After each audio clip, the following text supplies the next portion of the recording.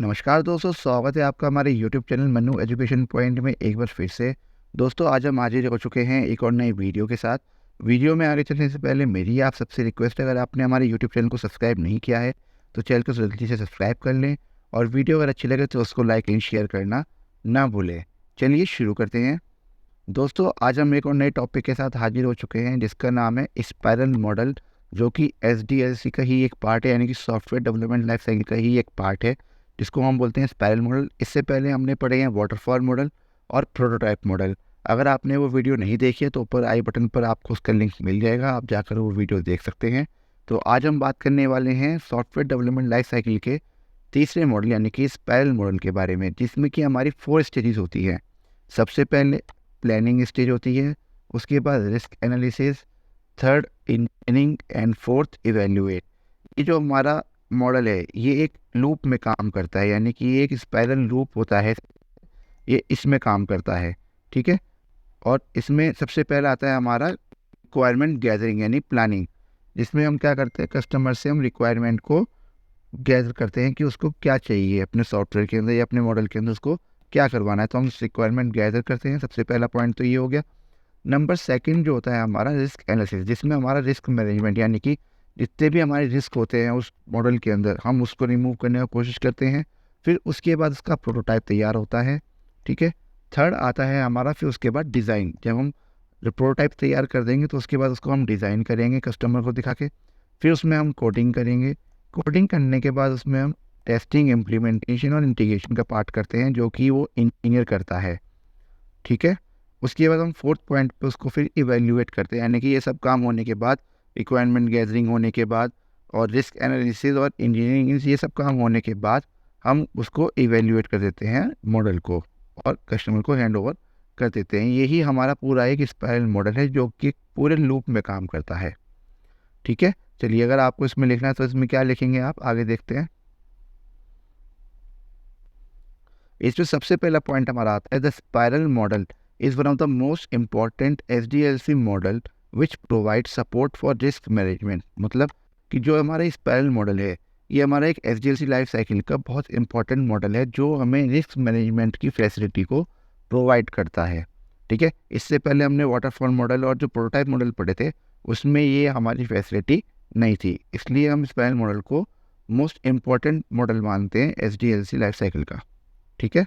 Second point हमारा आता है it is called Meta model because it contains all the life cycle model. मतलब Meta model मतलब model of the model. Meta model मतलब होता है हमारा मॉडल ऑफ द मॉडल। क्यों? क्योंकि ये सारे लाइफ साइकिल मॉडल को कंटेन करता है अकेला ही।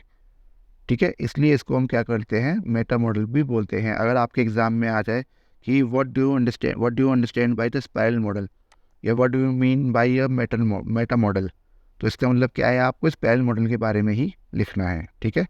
थर्ड पॉइंट हमारा आता है the purpose of this model is to reduce the risk the project. मतलब वो आ गई बात रिस्क मैनेजमेंट वाली, कि हमें इसमें रिस्क जो होता है रिड्यूस करना होता है, इसलिए हम इस मॉडल को यूज़ करते हैं। इस मॉडल का पर्पज़ यही होता है to reduce the risk in the project. ठीक है। फोर्थ पॉइंट हमारा आता है this model is mainly suitable for large project. मतलब जो हमारे लार्ज प्रोजेक्ट्स होते हैं उसमें हम स्पाइरल मॉडल को ही कंसीडर करते हैं। ठीक है। क्यों? क्योंकि इसमें हमारा रिस्क मैनेजमेंट की फैसिलिटी होती है। फिफ्थ पॉइंट हमारा आता है it is called spiral model because the same activities are repeated for all the loops. Loops मतलब स्पाइरल, जो हमने आपको ये दिखाया था, ये स्पाइरल की शेप में होता है ना, तो ये लूप्स होते हैं, इन लूप्स में काम करता है। ठीक है। इसलिए हमें इसमें कहा गया है it is called spiral model because the same activities are repeated for all the loops. जो सेम एक्टिविटी है हमारी हर लूप में ये रिपीट होती रहेगी। ठीक है। Next point each loops represent software development process. मतलब जितने भी ये लूप्स, हमारे लूप्स ऐसे बनते हैं, ठीक है, वो क्या रिपीट करते हैं, वो क्या रिप्रेजेंट करते हैं, सॉफ्टवेयर डेवलपमेंट के प्रोसेस को शो करते हैं। ठीक है। चलिए आगे चलते हैं। अब इसके एडवांटेज देख लेते हैं। इसके एडवांटेजेस क्या हैं। सबसे पहले एडवांटेज इसका वही risk can analyse at early stages of the project development. मतलब वही हो गया रिस्क मैनेजमेंट वाला काम, यानी कि हम अगली स्टेजेस में, यानी कि हम टाइम टू टाइम इसमें रिस्क को एनालाइज कर सकते हैं। ठीक है। और उसको रिस्क फ्री बना सकते हैं। सेकंड पॉइंट हमारा आता है famous model to develop large and complex project. मैंने आपको अभी बताया कि ये फिर सबसे अच्छा मॉडल है लार्ज प्रोजेक्ट्स पे काम करने के लिए, ठीक है। थर्ड पॉइंट है इसका बेस्ट टेक्नोलॉजी इसमें यूज़ की गई है।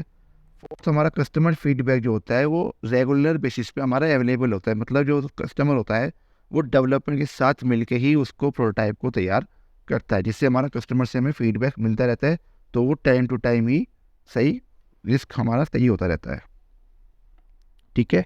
चलो आगे चलते हैं। उसके बाद हमारी आती है डिसएडवांटेज। डिसएडवांटेज में सबसे पहला पॉइंट हमारा होता है not suitable for small projects, मतलब ये स्मॉल प्रोजेक्ट्स के लिए सुटेबल नहीं है। Second, the cost of project will be high. मतलब क्या है इसका, इसका मतलब ये है कि जो इस प्रोजेक्ट की कॉस्ट होती है वो हाई होती है as compare to waterfall model and prototype model, ठीक है। क्यों? Because system analysis is required, मतलब इसमें time to time system analysis की रिक्वायरमेंट होती है, इसलिए हमारा ये जो प्रोजेक्ट होता है इसकी कॉस्ट हाई होती है। Third point, each loop contains 4 quadrants so takes more time to complete. मतलब इसमें मैंने आपको बताया था इसमें हमारे 4 पार्ट्स है। सबसे पहला प्लानिंग पार्ट होता है, उसके बाद हमारा रिस्क एनालिसिस वाला पार्ट होता है, उसके बाद हमारा इंजीनियरिंग वाला पार्ट होता है, उसके बाद हमारा इवेल्यूशन पार्ट होता है। तो इसलिए हमारा इसमें टाइम ज़्यादा लगता है, ठीक है।